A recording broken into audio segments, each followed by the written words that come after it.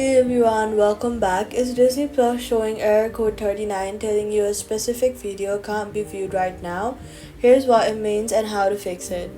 Error code 39 usually means the specific title you're trying to watch has regional or license availability issues rather than a problem with your device or account. First, go ahead and force close the Disney app completely from your recent apps and then reopen it.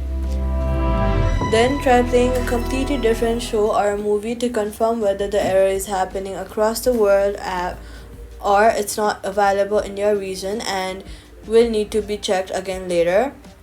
Since availability can shift depending on license windows, if the error happens on multiple titles, go to your settings, toggle airplane mode on for about 15 seconds, then turn it back off to reset your network connection. Then check for a pending Disney Plus update in the App Store since a broader error code 39 pattern is often tied to an outdated app version.